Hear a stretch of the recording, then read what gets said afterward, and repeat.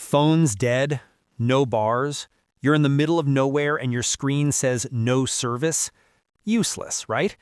Except there's this other message underneath. Emergency calls only. Okay, but that doesn't make sense. You can't be connected and disconnected at the same time, can you?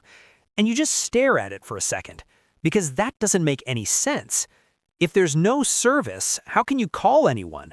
Emergency or not, a call is a call, right? Either the signal exists or it doesn't. So what is this? Some kind of comfort feature? A lie your phone tells you so you don't completely panic before you die in the woods? Here's the thing. You're not the first person to notice this weirdness. Everyone sees this message at some point, on a road trip, while hiking, when their bill didn't get paid, and almost everyone thinks the same thing. No service means no service. This emergency button is probably fake. But it's not fake, and the reason it works is actually kind of wild, because your phone has been lying to you the whole time, not about the emergency calls, about the regular ones. Let's follow what actually happens when you hit that button. When you dial an emergency number, your phone stops being polite, and I mean that literally. Normally, your phone is a rule follower. It only connects to your carrier. Verizon phones talk to Verizon towers. AT&T phones talk to AT&T towers. That's the deal. Your phone respects boundaries, like a good house guest. But the second you dial 911, those boundaries disappear. Your phone becomes a cell tower thief. It'll connect to any tower in range. T-Mobile, Verizon, some carrier you've never heard of. Doesn't matter whose it is. If there's a tower out there, your phone will grab it and use it without permission. Okay, but that still doesn't explain the no service part, right? If those towers are there, why can't you make a regular call? Because your phone is also holding back on power. Normally, it keeps the antenna strength low.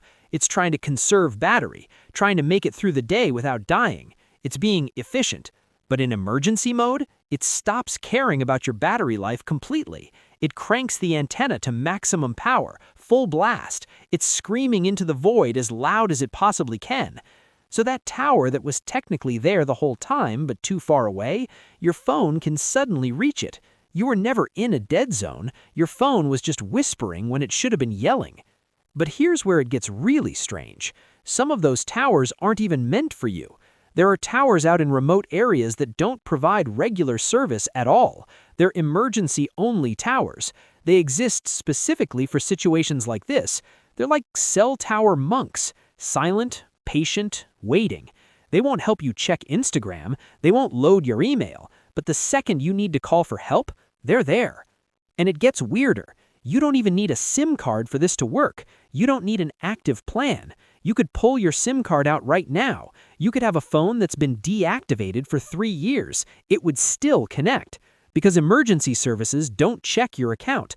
They don't verify your subscription. They just verify that you're a human with a device who needs help. Your phone also does something else. It scans every frequency band it's capable of using.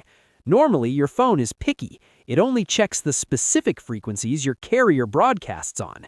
It's targeted, efficient. But in emergency mode, your phone becomes a radio scanner. It checks every band, every frequency, every possible channel.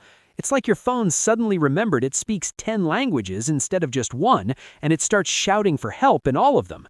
And if the network is jammed, if everyone's calling at once during a disaster or a big event, your emergency call cuts the line. It gets priority. Regular calls get pushed to the side. Your emergency call is the VIP that doesn't wait. The network physically makes room for it. So here's what's actually going on. When your phone says no service, it's not saying there's zero signal anywhere. It's saying there's no signal from your carrier at a power level your phone is willing to waste on regular calls. But for an emergency, your phone stops being efficient. It stops being polite. It stops following the rules. It becomes louder, more aggressive, and way less picky. It's been capable of this the entire time. It just chose not to show you. Think of it this way.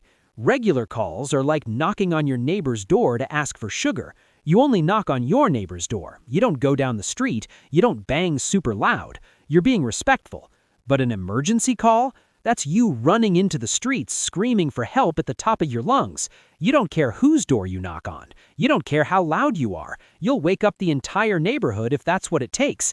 And every single house, even the ones you've never talked to before, will open their door. So why doesn't your phone just do this all the time? Why not always use maximum power and connect to every available tower? Because your battery would be dead in a few hours. And if every phone did this constantly, the entire cellular network would collapse under the load. It only works because it's rare. Your phone saves this nuclear option for when it actually matters. So the next time you see emergency calls only, don't panic. Your phone isn't broken. It's not lying to you. It's just been operating in power-saving mode this whole time. And when you really need it, it'll find towers you didn't know existed. It'll use power you didn't know it had. It'll barge through network traffic like it owns the place, all without asking if you've paid your bill, which honestly is pretty incredible when you think about it.